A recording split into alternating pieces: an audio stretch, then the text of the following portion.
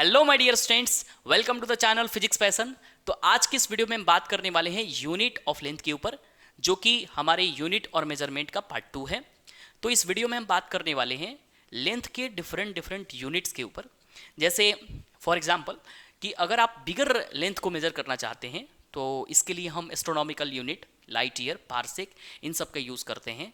अगर आप smaller unit या स्मॉलर डिस्टेंस मेजर करना चाहते हैं, ठीक है ना, जैसे कि स्मॉलर डिस्टेंस अगर आप मेजर करना चाहते हैं तो इसके लिए हम यूज़ करते हैं एंगस्ट्रॉम, फर्मीमीटर, नैनोमीटर। इन सारे यूनिट्स के बारे में हम बात करने वाले हैं, तो वीडियो में मेरे साथ बने रहिए। आइए शुरुआत करते हैं। सबसे पहली बात मैं आपको बताऊं कि हम लेंथ की बात करते हैं तो लेंथ क्या है। लेंथ एक फंडामेंटल क्वांटिटी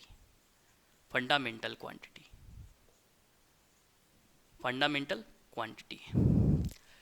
तो जैसे कि हमने बताया था कि फंडामेंटल क्वांटिटी में टोटल 7 क्वांटिटीज आती हैं। अगर 7 क्वांटिटीज को हम लोग कंसिडर नहीं करते हैं थोड़ी देर के लिए, तो 3 मेन क्वांटिटी होती हैं उसमें, लेंथ, टाइम और मास।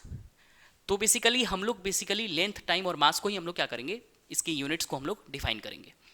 तो लेंथ की बात करें तो लेंथ फंडामेंटल क्वांटिटी है। अगर आप फंडामेंटल क्वांटिटी को डिफाइन करते हो तो डिराइव क्वांटिटी खुद पे खुद डिफाइन हो जाती है, क्योंकि डिराइव क्वांटिटी फंडामेंटल क्वांटिटी के मिलने से ही बनती है। और डिराइव क्वांटिटी फंडामेंटल क्वांटिटी अगर डिफाइन हो जाती है तो फिजिकल क्वांटिटी डिफाइन हो जाती है। और मैंने आपको बताया था कि फिजिकल क्वांटिटी क्या है, तो it is the language of physics. अगर आप फिजिकल क्वांटिटी को डिफाइन नहीं करोगे तो इसका मतलब आप फिजिक्स के लैंग्वेज को समझ नहीं पाओगे। तो फिर फिजिक्स के रूल्स, लॉज, एक्सप्रेशंस, इक्वेशंस, इसको कैसे तुम मैथमेटिकल फॉर्म में लिखोगे। तो इसलिए फिजिकल क्वांटिटी को समझना बहुत जरूरी था, फिजिकल क्वांटिटी को डिफाइन करना बहुत जरूरी था। तो physical quantity in the sense कि हम लोग फंडामेंटल क्वांटिटी को डिफाइन करेंगे, और सबसे पहले हम लोग लेंथ को डिफाइन करने जा रहे हैं, ठीक है। तो लेंथ का जो एसआई यूनिट है, एसआई यूनिट जो है ऑफ लेंथ, वो क्या है, मीटर है। वो क्या है, मीटर है। स्मॉल एम से इसको डिनोट करते हैं। तो एसआई यूनिट ऑफ लेंथ क्या है, मीटर है। चलिए पहली बार इसको हम डिफाइन करके दिखाते हैं आपको। तो सबसे पहले इसको जब डिफाइन किया गया तो इन 1889 इस टाइम पे इसको डिफाइन किया गया। और कैसे डिफाइन किया गया, तो एक रॉड बनाया गया था, है ना, ये एक रॉड बनाया गया था। और ये रॉड किस चीज का था, ये प्लेटिनम इरिडियम का रॉड था। ये रॉड जो था प्लेटिनम इरिडियम का रॉड था।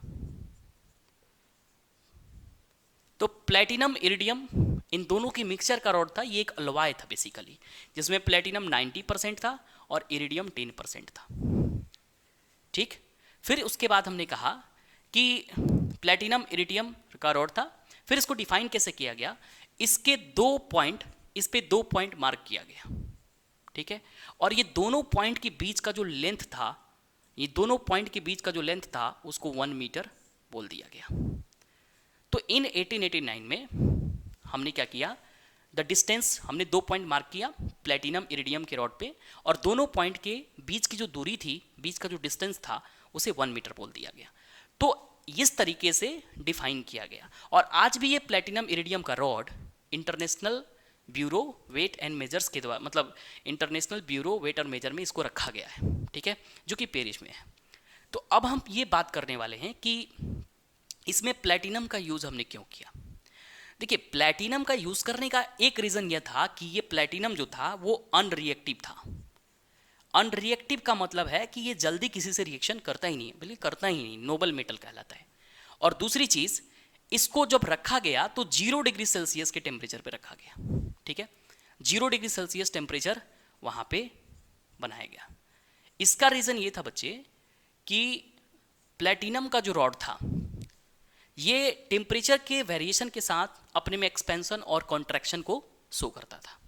इसीलिए प्लेटिनम इरिडियम का जो रॉड है उसे 0 डिग्री सेल्सियस पे रखा गया, एक कांस्टेंट टेम्परेचर पे रखा गया, ठीक है। तो ये आप समझ गए, प्लेटिनम इरिडियम के रॉड के हेल्प से 1 मीटर को डिफाइन किया गया। जो सेकेंड डेफिनेशन था, ये फर्स्ट हो गया। जो सेकेंड डेफिनेशन था, वो जो डेफिनेशन था वो डेफिनेशन लाइट, बेसिकली हम लोग वेवलेंथ के टर्म में दिए, वेवलेंथ के टर्म में दिए। इसमें क्या था कि 2 तरह का एटम था। एक मेरा क्रिप्टन था, तो पहले हम क्रिप्टन पे बात करते हैं, और एक मेरा क्या था, कैडमियम था। तो क्रिप्टन का जो एटॉमिक नंबर है वो 86 है, ठीक है। क्रिप्टन का जो एटॉमिक नंबर है वो कितना है, 86 है। इसको कैसे हम लोग इससे मीटर को डिफाइन करेंगे, थोड़ा ध्यान से समझिएगा। क्रिप्टन को क्या किया गया, क्रिप्टन एटम को किसी जार के अंदर लेकर के बंद कर दिया गया, ठीक है। वैसे आपको पता है क्रिप्टन एक नोबल गैस है, ठीक है, और बहुत स्टेबल एटम है। तो इसको जार के अंदर क्या कर लिया गया, क्रिप्टन एटम्स के, क्रिप्टन गैस को जार के अंदर बंद कर दिया गया। और इसमें क्या किया गया, एक प्लेट ऊपर लगा दिया गया और एक प्लेट नीचे लगा दिया गया। एक पे प्लस चार्ज बना दिया गया और एक पर माइनस चार्ज बना दिया गया, ठीक है। बेसिकली हम ये क्या करना चाहते हैं कि इस कंटेनर के अंदर हम लोग इलेक्ट्रिक स्पार्क कराना चाहते हैं। हम लोग क्या कराना चाहते हैं, इलेक्ट्रिक स्पार्क कराना चाहते हैं, ठीक है। तो जब हाई वोल्टेज की करंट, ठीक है ना, जब हाई वोल्टेज की करंट, जैसे 10,000 वोल्ट का आपने सोर्स लगा दिया, तो प्लस और माइनस के बीच में क्या होगा, एक इलेक्ट्रिक स्पार्क क्रिएट होगा। तो यहां से जो एक वेव निकलेगी, सॉरी इलेक्ट्रोमैग्नेटिक रेडिएशन निकलेगी इस जगह से, ये जगह से निकलेगी इलेक्ट्रोमैग्नेटिक रेडिएशन। ये जो इलेक्ट्रोमैग्नेटिक रेडिएशन होगी, हो गया इलेक्ट्रोमैग्नेटिक रेडिएशन। इस इलेक्ट्रोमैग्नेटिक रेडिएशन को हम लोग प्रिज्म से पास करेंगे। किससे पास करेंगे, प्रिज्म से पास करेंगे, है ना। तो जब ये इलेक्ट्रोमैग्नेटिक रेडिएशन को हम लोग प्रिज्म से पास करते हैं, तो ये जो इलेक्ट्रोमैग्नेटिक रेडिएशन है ये बहुत सारे कलर्स में ब्रेक हो जाती है। इस तरह से बहुत सारे कलर्स में क्या होती है, ब्रेक हो जाती है। और इसी को हम कहते हैं स्पेक्ट्रल लाइन। क्या कहते हैं, स्पेक्ट्रल लाइन। तो बेसिकली हमने क्रिप्टॉन को लिया, क्रिप्टॉन को एक कंटेनर में बंद कर दिया, फिर उसके अंदर मैंने क्या किया, 2 प्लेटें लगा दी जिस पे हाई वोल्टेज सोर्स का मैंने वोल्टेज लगा दिया। इसके बाद जब इसमें इलेक्ट्रिक स्पार्क हुआ, यहाँ से जब इलेक्ट्रिक स्पार्क हुआ, तो इस इलेक्ट्रिक स्पार्क से इलेक्ट्रोमैग्नेटिक रेडिएशन जनरेट हुआ। जब मैंने उस इलेक्ट्रोमैग्नेटिक रेडिएशन को प्रिज्म से पास कराया, तो ये मेरी स्पेक्ट्रल लाइंस बनी। अब ध्यान देने वाली बात समझिए, स्पेक्ट्रम लाइन तो आप बना दिए, लेकिन इसका क्या लेना देना है, इसका क्या लेना देना है। स्पेक्ट्रल लाइन तो आपने बना दिया, अब इसका क्या लेना देना है मीटर से। तो कहा गया कि 1 मीटर जो डिस्टेंस है, 1 मीटर जो डिस्टेंस है वो इक्वल है 16,55763.73 टाइम्स वेवलेंथ। वेवलेंथ किसका, वेवलेंथ, वेवलेंथ ऑफ, है ना, wavelength of orange red, orange red, wavelength of orange red spectral lines, spectral lines in the emission spectrum of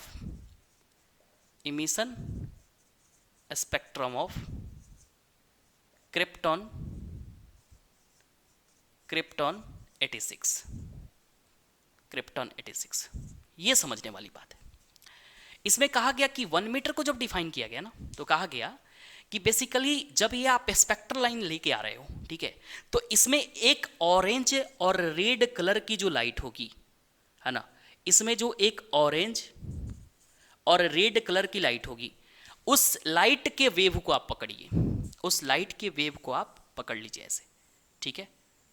और आप इस तरह से इसको देखिए, वेव ऐसे चलती है ना ऐसे, ठीक है। तो वेवलेंथ का मतलब क्या है कि अगर आप इसके दोनों पिक वैल्यू यानी क्रस्ट को अगर आप ज्वाइन करते हो तो ये वेवलेंथ कहलाएगी। 2 सक्सेसिव ट्रफ को अगर आप ज्वाइन कर रहे हो तो भी वेवलेंथ कहलाएगी। तो आपने जो लिया है वेवलेंथ, ये किस कलर की लाइट का लिया है, आपने ऑरेंज और रेड कलर की लाइट का स्पेक्ट्रल लाइंस लिया, है ना। ये ऑरेंज और रेड कलर की लाइट का स्पेक्ट्रल लाइंस लिया, यानी उसका वेव लिया। अब उसके वेव को, है ना, वेवलेंथ लिया। अब ऑरेंज और रेड कलर की जो स्पेक्ट्रल लाइंस होगी, उसका जो वेवलेंथ होगा, कुछ होगा वैल्यू उसका, उसमें अगर आप इतने से मल्टीप्लाई करोगे 165763.73, जो कि आप देख लेना कितना हो रहा है, तो जाकर के 1 मीटर की वैल्यू हमें मिली। तो ये मेरा सेकेंड तरीका था मीटर को डिफाइन करने का। अब आओ तीसरा मेथड देखते हैं। तीसरा मेथड नहीं, दूसरा मेथड ही देखेंगे, लेकिन इस समय हम लोग कैडमियम लेंगे, ठीक है, कैडमियम लेंगे। फिर उसी तरह से जिस तरह से इसमें क्रिप्टॉन को लेकर के और इलेक्ट्रोमैग्नेटिक रेडिएशन प्रोड्यूस किया गया, फिर स्पेक्ट्रल लाइंस निकली, उसी प्रकार अब क्या किया गया, कैडमियम को लिया गया। तो जब कैडमियम को लिया गया तो कहा गया कि 1 मीटर जो है 115 53 16.4.1 मल्टीप्लाई, ये वैल्यू आपको याद रखने की जरूरत नहीं, मैं समझा रहा हूँ इसको। बेसिकली मैं आपको फीलिंग देना चाहता हूँ कि किस तरह से 1 मीटर को डिफाइन किया गया है, ठीक है। फिर हम लोग आगे पढ़ेंगे कि लाइट की स्पीड के हेल्प से भी इसको हम डिफाइन किए हैं, ठीक है। तो आइए देखते हैं। तो इसमें जब लिया गया तो वेवलेंथ ऑफ, अब क्या लिख देंगे हम लोग, वेवलेंथ ऑफ, है ना। इसमें हम लोग लिखेंगे wavelength of red colour lights, मतलब रेड लाइंस, है ना, wavelength of red lines in the emission spectrum, in the emission spectrum of क्या, ऑफ कैडमियम।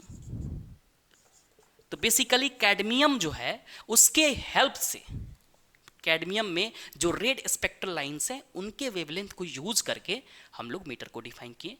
और वो मीटर जो था इतना टाइम्स था किसके, वेवलेंथ ऑफ रेड लाइंस जो थी, red spectral lines in the emission spectrum of cadmium.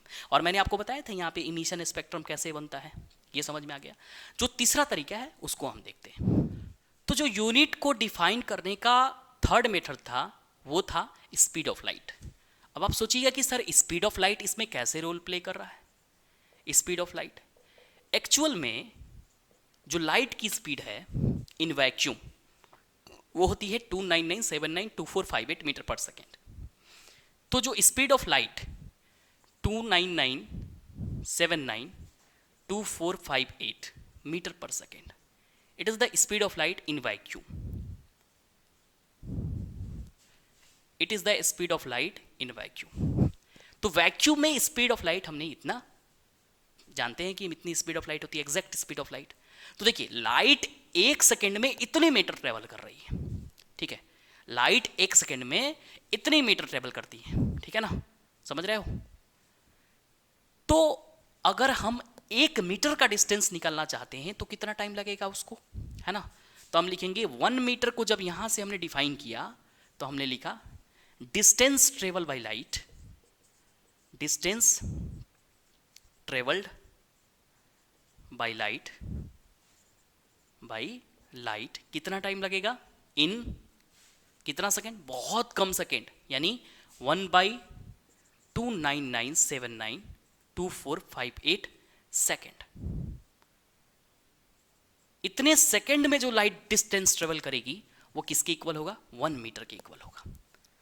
तो ये जो लॉस था इसको दिया गया 1983 में, ठीक है, नवंबर 1983 में इसको दिया गया। और ये जो कॉन्सेप्ट जो था ये 1960 में इसको दिया गया। तो मीटर को मेरे साइंटिस्टों ने 3 तरीके से डिफाइन किया। तो जो हम लोग सबसे ज़्यादा यूज़ करते हैं इस तरीके से, स्पीड ऑफ लाइट के टर्म्स में भी हमने डिफाइन किया। तो अब बच्चे हम बात करने वाले हैं कि हम लोग सब यूनिट्स ऑफ मीटर देखने वाले हैं। सब यूनिट्स ऑफ मीटर में हम लोग ये समझेंगे कि नैनोमीटर, है ना, नैनोमीटर, मिलीमीटर, माइक्रोमीटर, सेंटीमीटर, ये सबको कैसे हम लोग ऐसा यूनिट्स में यानी मीटर के टर्म में कन्वर्ट करते हैं। तो आइए नेक्स्ट सेक्शन में बात करते हैं। तो अब हम बात करने वाले हैं सब यूनिट्स ऑफ मीटर, यानी जब मुझे स्मॉल डिस्टेंस को मेजर करना हो तो वहाँ मीटर जो है बहुत बड़ा यूनिट हो जाता है, ठीक है। तो जैसे मुझे पार्टिकल की साइज में मतलब मेजर करनी हो, डस्ट पार्टिकल की साइज, तो वहाँ पे मीटर का क्या काम, तो मीटर जो है वहाँ पे बहुत बड़ा यूनिट हो जाता है। तो इसके लिए हमने क्या बनाया, सब यूनिट्स ऑफ मीटर, सब यूनिट्स ऑफ मीटर। तो मीटर से छोटे यूनिट बनाएंगे। तो सबसे पहले हम बात करेंगे सेंटीमीटर। हाँ, सेंटीमीटर। सेंटीमीटर की बात करें तो बच्चे देखो, सेंटीमीटर जो है 1 मीटर में कितना सेंटीमीटर, अगर आपको इसको देखना है तो सबसे पहले एक सीढ़ी का ध्यान रखो आप, है ना। ये सीढ़ी मैं यहाँ बना दे रहा हूँ, आप इसका ध्यान रखो इस तरह से। तो जैसे बचपन में सब कोई करता होगा, यहाँ पे पहले मिली होता होगा, मिली, सेंटी, डेसी, मीटर, फिर डेका, हेक्टो, और यहाँ क्या आ जाएगा, किलो। ठीक है, तो ये जो है हम लोग बचपन में पढ़ते हैं, लेकिन इसका यूज हम यहाँ बता देते हैं। अगर आप नीचे से ऊपर जा रहे हो, ठीक है, तो आप डिवाइड करोगे 10 से। अगर ऊपर से आप नीचे आ रहे हो तो 10 से क्या करोगे, मल्टीप्लाई करोगे। तो देखो सेंटी से आप कहाँ जा रहे हो, मीटर पे जा रहे हो। ठीक है, तो कितना स्टेप्स आपने जंप किया, 1 और 2 स्टेप्स अगर आपने जंप किया। एक बात देखो कि हमारा जो एसआई यूनिट है वो क्या है, मीटर है।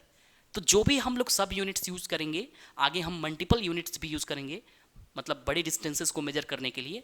तो जो भी हम लोग मेन कन्वर्जन जब करेंगे तो उसमें फाइनल कन्वर्जन मीटर में होगा। तो इसका कितना हो जाएगा, 1/100। तो 1/100 हम हमेशा नहीं लिखेंगे, है ना, 1/100 हम हमेशा नहीं लिखेंगे, इसको हम 10⁻⁻² लिखेंगे। ठीक है, ये क्योंकि हम लोग अब बड़े क्लास में पढ़ते हैं, है ना, छोटे बच्चे की तरह 1/100 नहीं लिखेंगे। ठीक है, तुम भी सोच रहे हो सर क्या हमको छोटा बच्चा, अरे ऐसी बात नहीं है। ठीक है, उसके बाद देखो सेंटी से अब मिली पे बात करते हैं। अगर तुम मिलीमीटर की बात कर रहे हो तो मिलीमीटर का कन्वर्जन कैसे करोगे, मिलीमीटर भी एक सब यूनिट्स है ना, सब यूनिट्स हैं। तो मिली से अगर तुम जाओगे यहाँ पे तो कितना स्टेप ट्रेवल करना पड़ेगा, 1, फिर 2, फिर कितना 3। तो 3 स्टेप्स ट्रेवल किया ना तुमने, तो क्या लिखोगे, 1/1000 नहीं लिखना मेरे को, ये 10 का पावर कितना लिखोगे, -3, और यहाँ क्या लिखोगे, मीटर। ठीक है, 10 का पावर -3 मीटर, समझ रहे हो। तो इस तरीके से हम लोग सब यूनिट्स का यूज करते हैं।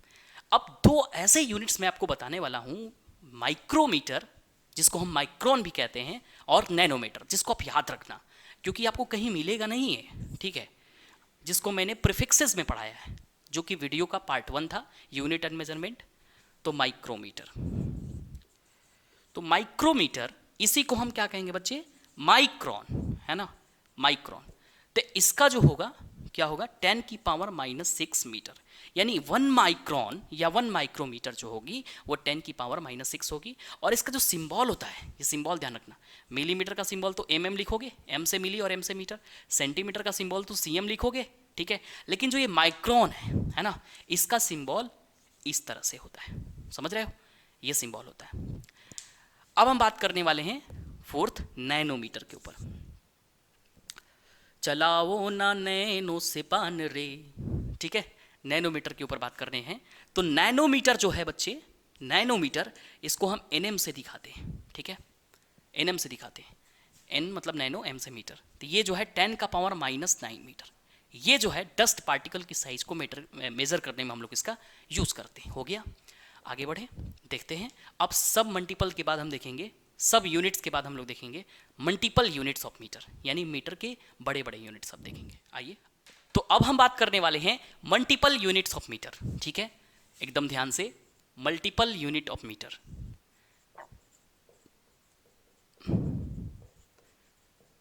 मीटर, तो ये क्या है बच्चे, देखो, अगर आप मीटर में कुछ मल्टीप्लाई कर देते हो तो वो मल्टीपल यूनिट हो जाता है। तो ये डेका, हेक्टो, किलो, ये आप जो भी देख रहे हो ये सारे मल्टीपल यूनिट्स कहलाएंगे। तो जैसे अगर मैं बताऊं, इसका यूज जो है मीटर से बड़े वाले लेंथ को मेजर करने के लिए किया जाता है, ठीक है। ये जो तुम पढ़े हो ना, ये मीट्रिक सिस्टम है बच्चे, ठीक है, ये नॉन मीट्रिक सिस्टम नहीं है। नॉन मीट्रिक सिस्टम में astronomical unit, parsec, light year, ये सारी चीजें आएंगी, एंगस्ट्रॉम। लेकिन ये जो तुम पढ़ रहे हो, milli centi, decimetre, deca, hecto, kilo, बचपन से सारे पढ़ते आ रहे हैं, तो ये नॉन मीट्रिक सिस्टम नहीं है, ये मीट्रिक सिस्टम है। आइए, तो हम देखने वाले हैं मल्टीपल यूनिट्स ऑफ मीटर। जैसे अगर तुमसे कोई 1 डेका मीटर अगर कोई पूछ दिया, ठीक है, ध्यान से देखना, 1 डेका मीटर, तो इसका जो DAM हम लिखते हैं, ठीक है, तो ये क्या होगा, इसमें हम लोग क्या करेंगे, अगर डेका से देखो, डेका से अगर तुम मीटर पे जंप कर रहे हो तो कितना बार जंप किए, एक बार जंप किए ना, तो कितना आया, 10⁻⁻1 मीटर, ठीक है, डेका से मीटर पे आ गया। फिर उसके बाद 1 हेक्टो से अगर तुम आओगे, हेक्टोमीटर, 1 हेक्टोमीटर यानी HM हेक्टोमीटर, तो 10 का पावर क्या हो जाएगा 2 मीटर हो जाएगा, ठीक है। फिर उसी तरह से 1 किलो से अगर तुम आओगे, ठीक है, मीटर से, तो ये कितना होगा km आएगा, और ये कितना आएगा 10 का पावर 3 मीटर। अब हम बात करने वाले हैं बड़े यूनिट्स, नॉन मीट्रिक यूनिट्स, इसके बारे में। तो नॉन मीट्रिक यूनिट्स ये नोट कर लो, कंप्लीट हो गया, आगे बढ़ते हैं। नॉन मीट्रिक यूनिट्स जो हैं बड़े बड़े डिस्टेंसेस को मेजर करने के लिए हम लोग क्या करते हैं, यूज करते हैं। जैसे सबसे पहला आता है नॉन मीट्रिक यूनिट्स। इसमें सबसे पहले क्या आता है, इसमें सबसे पहले आता है क्या, एस्ट्रोनॉमिकल यूनिट, एस्ट्रोनॉमिकल यूनिट, ठीक है, यूनिट। एस्ट्रोनॉमिकल यूनिट का शॉर्ट फॉर्म क्या लिख देंगे, AU, ठीक है। तो इसकी जो वैल्यू होती है बच्चे, मैं पहले वो लिखना चाहूंगा 1.496 10 की power 11 metre. This is the value of astronomical unit, है ना, ये आपको याद होना चाहिए। अब ये होता क्या है मैं आपको बता रहा हूं, देखो इसको हम लिख सकते हैं द एवरेज डिस्टेंस या mean distance, the mean distance between the sun and the earth. ये मेरी क्या होती है, astronomical unit, the mean distance या average distance between the sun and earth. जैसे अगर आप देखो तो मेरा जो मतलब अर्थ है वो किस शेप पे रिवॉल्व करता है, ओवल शेप पे करता है ना, एलिप्टिकल शेप भी हम बोल सकते हैं। यहाँ सन देखो, इस जगह पे सन है, ठीक है, और मेरी अर्थ कभी यहाँ है, ठीक है, और मेरी अर्थ कभी यहाँ है, ठीक है। तो ये जो एक्सिस तुम मिला रहे हो ये वाला, ठीक है, इसे तुम क्या कहोगे, इस एक्सिस को मेजर एक्सिस कहोगे ना। और यहाँ से देखो इस सन को मैंने एस मान लिया, और अर्थ को मैं क्या करता हूँ ई, और यहाँ पे ई, इसको E1 बोल देता हूँ, इसको E2 बोल देता हूँ, ठीक है। तो यहाँ से तुम देखो मैंने जो कॉन्सेप्ट दिया है इसमें आपको पूरी तरीके से समझ में आएगा। वीडियोस को आप लाइक जरूर करना, वीडियोस को शेयर जरूर करना, ठीक है। ये E2 हो गया और ये क्या हो गया, E1 हो गया, ठीक है। तो ये जो डिस्टेंसेस आप देख रहे हो इस पे, ये डिस्टेंसेस और ये डिस्टेंसेस क्या इक्वल है, नहीं इक्वल है, ठीक है। यहाँ पे ये जो डिस्टेंसेस है इसकी वैल्यू कुछ और होगी, इसकी वैल्यू कुछ और होगी, है ना। इसको शायद एपीहेलियन पोजीशन कहते हैं, इसको पेरीहेलियन पोजीशन कहते हैं। तो ये दोनों अलग अलग पोजीशन है, ठीक है, दोनों अलग अलग पोजीशन है। तो इसका डिस्टेंस मान लो D1 आया और इसका डिस्टेंस D2 आया, तो इन्हें आप क्या करोगे, एवरेज डिस्टेंस जब आप निकालोगे, जब तुम मीन डिस्टेंस निकालोगे, है ना, हम लोग डेटा की बात नहीं कर रहे हैं, मीन डिस्टेंस निकालोगे तो D1 प्लस D2 और बाई 2 कर दोगे। और ये मीन डिस्टेंस किसके इक्वल आता है, 1.496 इंटू 10 का पावर 11 आता है, इसके में इतना मीटर के इक्वल आता है। तो हम लोग यहाँ पे इसकी वैल्यू प्रूफ नहीं करने वाले हैं, है ना, वैल्यू आराम से प्रूफ हो सकती है। अगर ये डिस्टेंस हमें पता हो तो दोनों को जोड़ के बाई 2 कर देंगे, आ जाएगा। तो ये हमारा होता है एस्ट्रोनॉमिकल यूनिट बच्चे, ठीक है, एस्ट्रोनॉमिकल यूनिट, ठीक है। अब आगे बढ़ते हैं, अब हम देखते हैं लाइट ईयर क्या होता है। तो अब हम बात करने वाले हैं लाइट ईयर के बारे में बच्चे। तो लाइट ईयर क्या होता है इसको देखिए। लाइट ईयर मतलब नाम से ही स्पष्ट है कि लाइट जब 1 साल तक चलेगी, 1 ईयर तक चलेगी, तो जो उसके द्वारा जो डिस्टेंस ट्रेवल होगा तो इसको हम क्या कहेंगे, लाइट ईयर, ठीक है। The distance travel by light,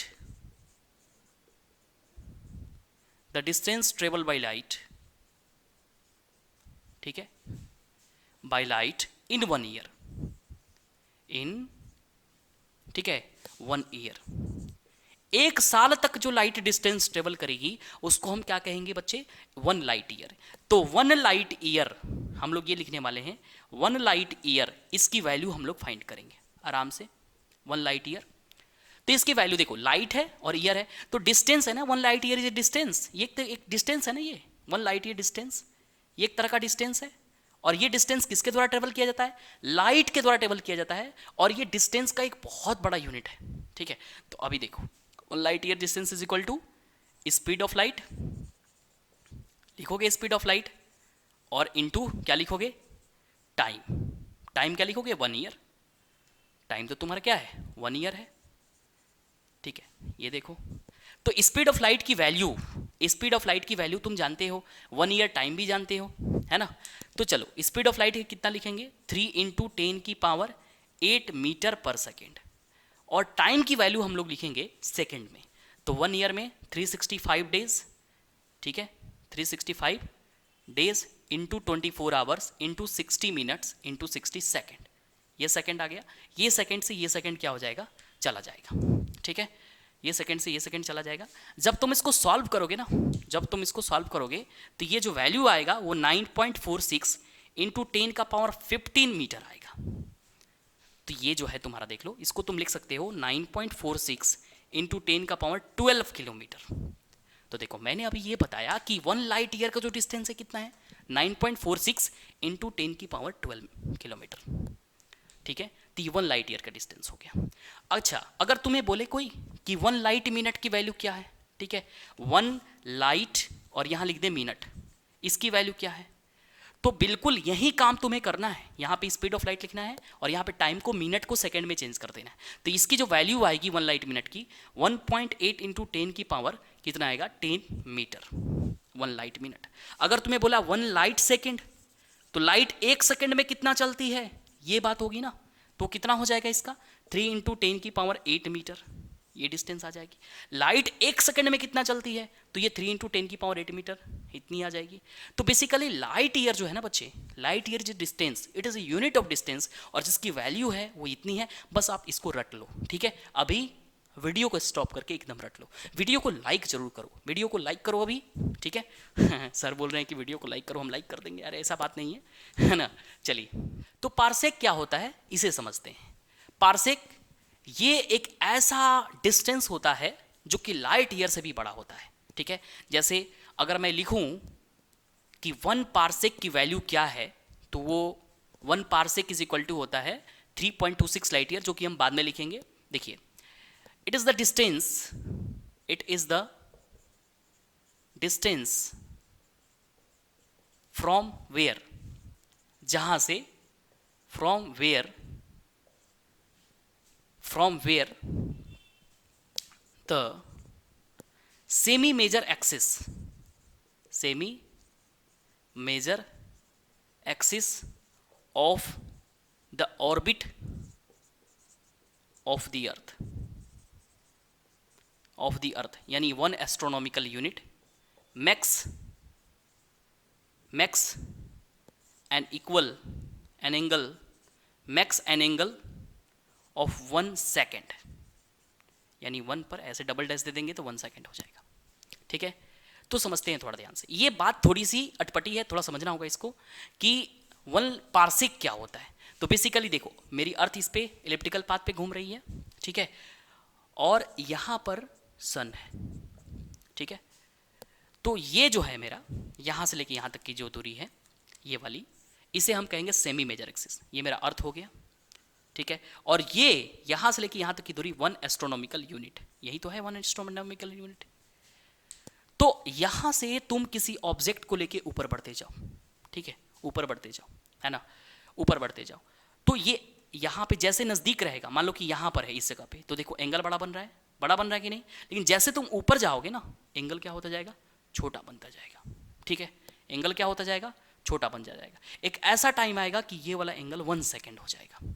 कितना हो जाएगा, 1 सेकेंड का एंगल हो जाएगा। तो वही कह रहा है कि किसी ऑब्जेक्ट का डिस्टेंस, ठीक है, किसी ऑब्जेक्ट का डिस्टेंस इस तरह से कि 1 एस्ट्रोनॉमिकल यूनिट, ठीक है, 1 एस्ट्रोनॉमिकल यूनिट क्या सबटेंड करता हो, यहां से अगर आप 1 एस्ट्रोनॉमिकल यूनिट उस ऑब्जेक्ट पे कितना एंगल बनाता हो, 1 सेकेंड का एंगल बनाता हो।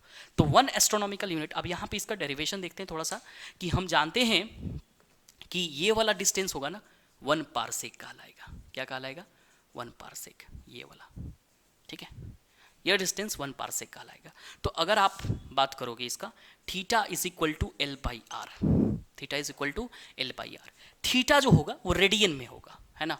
अब ये जो बच्चे रेडियन नहीं समझते होंगे, है ना, वो समझ लेंगे बस कि रेडियन जो है कुछ नहीं है, ठीक है। ये मैं समझा रहा हूँ, अगर आपको समझ में आए तो इतनी परेशानी वाली बात नहीं है ना। कमेंट बॉक्स में आप मैसेज करना, फिर मैं रेडियन समझाऊंगा आपको।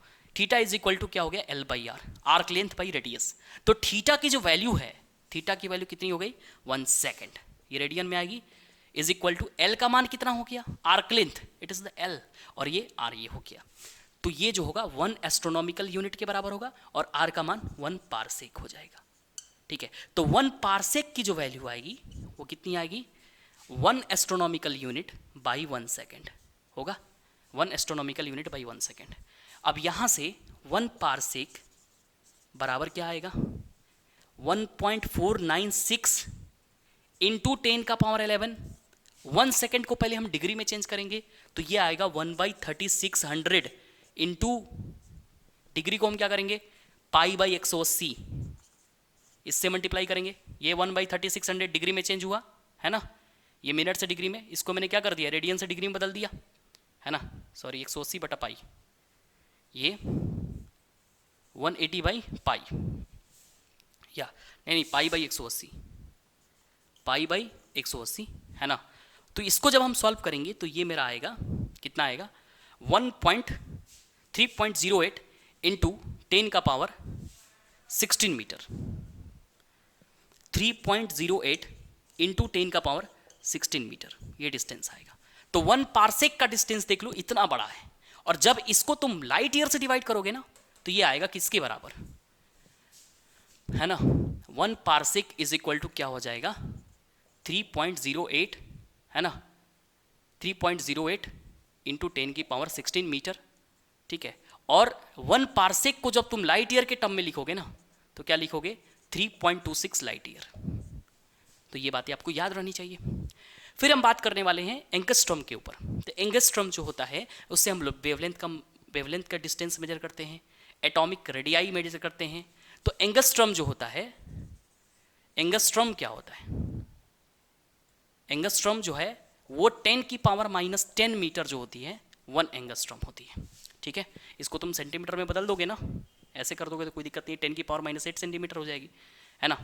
और यहाँ पे आने के बाद हम लोग का यूनिट और मेजरमेंट का है ना पार्ट 2 यूनिट ऑफ लेंथ खत्म हो जाता है। तो अगर आपको ये वीडियो अच्छा लगा तो वीडियो को लाइक करिए, शेयर करिए, आपका सपोर्ट ही मेरे लिए सब कुछ है। Okay, thank you my dear students.